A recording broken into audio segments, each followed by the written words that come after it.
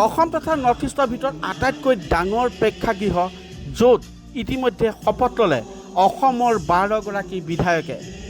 অ' মাই god, আটাইতকৈ ডাঙৰ 5,000 মানুহে একেলগে বহিব পৰা নৰ্থ ইষ্টৰ ভিতৰত আটাইতকৈ ডাঙৰ প্ৰেক্ষাগৃহটোৱে হৈছে জ্যোতি বিষ্ণু আন্তৰ্জাতিক কলা মন্দিৰ। অসমৰ দুগৰাকী লিজেণ্ডেৰী আইকন ৰূপকোঁৱৰ জ্যোতিপ্ৰসাদ আগৰৱালা আৰু কলাগুৰু বিষ্ণুপ্ৰসাদ ৰাভাৰ নামত উৎসৰ্গা কৰা অসমৰ আটাইতকৈ ডাঙৰ প্ৰেক্ষাগৃহটো আৱৰি আছে প্ৰায় 45 বিঘা মাটিত।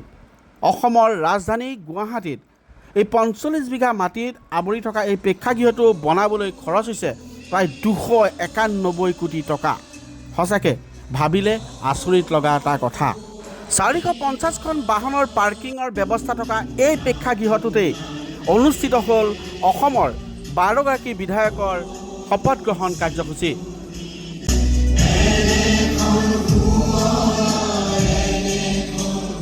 আৰু যি কাৰ্যসূচীত মই নিজেই উপস্থিত থাকিবলৈ পাই মই নিজকে ধন্য মানিলোঁ।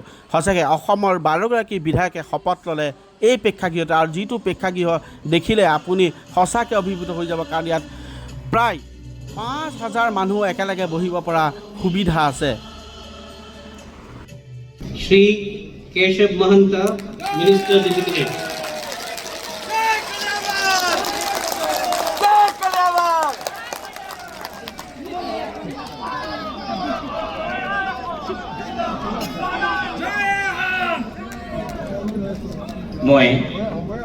মই কেশৱ মহন্ত ঈশ্বৰৰ নামত শপত লওঁ যে পৰম শ্ৰদ্ধাভাজন সুধীবৃন্দ, মই আপোনালোকৰ সন্মুখত ঘোষণা কৰিবলৈ পাই আনন্দিত হৈছোঁ। ইতিমধ্যে আমাৰ মাননীয় ৰাজ্যপাল মহোদয় আৰু মাননীয় মুখ্যমন্ত্ৰী মহোদয় আহি আমাৰ প্ৰেক্ষাগৃহৰ ভিতৰত সোমাইছে আৰু খন্তেক পিছতে আহি আমাৰ মাজত মঞ্চত উপস্থিত হ'বহি।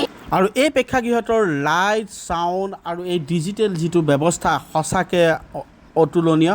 আৰু এই লাইট, আপুনি ইয়াৰ যি ইণ্টেৰিয়ৰ সকলোখিনি দেখিলে আপুনি আচৰিত হৈ যাব। সঁচাকৈ 5,000 মানুহে বহি একেলগে শুনিব পৰা এটা প্ৰেক্ষাগৃহ, যিটো প্ৰেক্ষাগৃহ নৰ্থ ইষ্টৰ ভিতৰত আটাইতকৈ ডাঙৰ প্ৰেক্ষাগৃহ।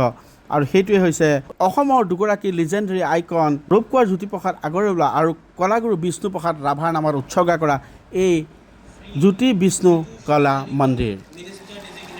অহম বিমল বৰা, ঈশ্বৰেশ্ব নাম। মাতৰম